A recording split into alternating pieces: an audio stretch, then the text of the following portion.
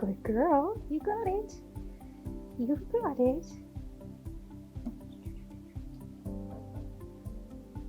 Okay, this is Trixie. She came in a couple days ago with a lot of injuries. We'll try to go through them. She's not that old, probably 2 or 3, found outside. The first thing that we noticed on her was she had this huge wound on the side of her face. And you can see here that there's multiple little holes. So we call this a bite abscess. You can see a little bit of infection coming out there.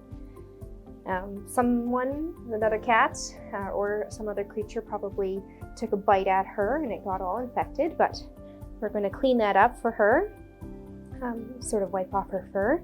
Luckily for her, on the inside of her mouth, there's no injury, so it's just sort of a tissue wound here, but still, it's very annoying for her. It's kind of sore, kind of itchy as all that discharge dries around her. But for her, that's probably the least of her worries. Oh, itchy there.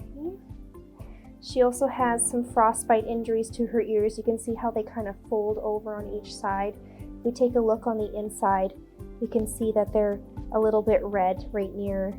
You can see the line there of the redness. That's frostbite damage. That tissue is getting hard now because the blood supply has been cut off from the cold, and those ear tips will fall off.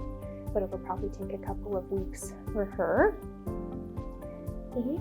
She's such a nice girl despite all her injuries.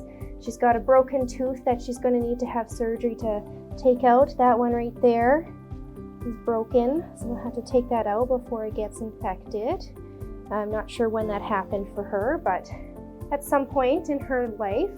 You can also see on her back end she's missing half of her tail, so it was sort of traumatically pulled off at one point. And you can see here the back of both of her legs are open and infected as well. Donations are helping us provide the medical care that she needs to get better. Depending on how bad her legs are, she at least needs a tail amputation because the tip of her tail is very damaged and infected, so we need to take that off. We might have to do surgery on her legs, so donations will for sure help with that, plus the antibiotics that she's on, the pain medication, and the time that she's going to need in foster care. I anticipate between 6 and 8 weeks of healing time before she's ready to go into adoptions.